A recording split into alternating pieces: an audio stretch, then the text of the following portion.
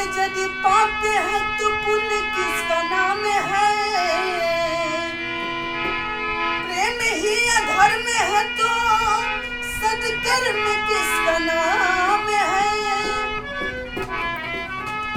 कि जाके देखो मन मंदिर में सत्य नाम भगवान है।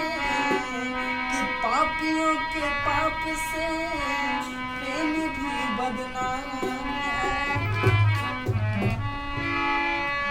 सनहिया लगावल बहुत बात नहीं है। सनहिया लगावल बहुत बात नहीं है। नजरिया चुरावल बहुत बात होला। नजरिया चुरावल बहुत बात होला। केहू के मुआवल बहुत बात नहीं है।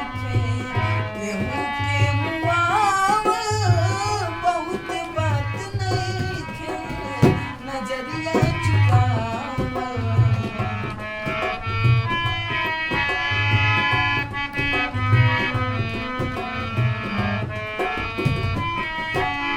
समझ न पवली तहार असली इरादा। रूपवा के जाल में धरा गइल दादा।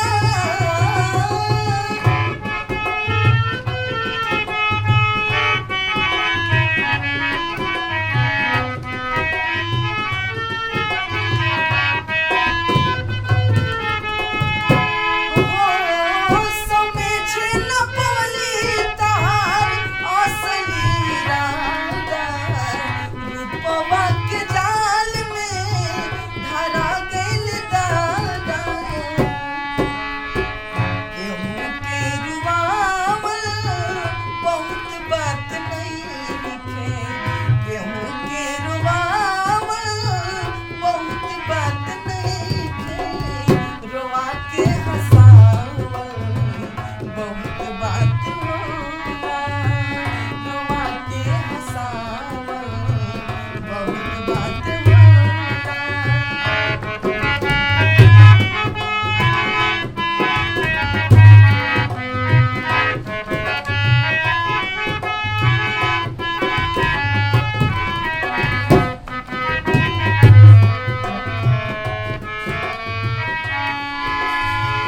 देख देख हमके अब ता हंसता जमाना। पागल समान हट भइली दीवाना।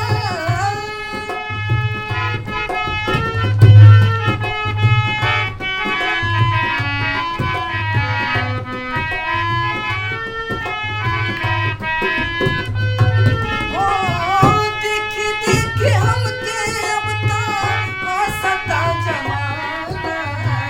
पागल समान हटे भइली दीवाना।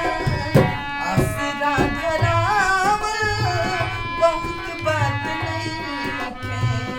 असरा धरावल बहुत बात नहीं है।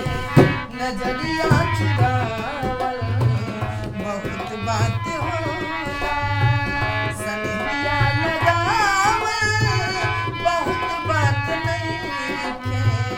नजरिया चुरावल बहुत बात होला।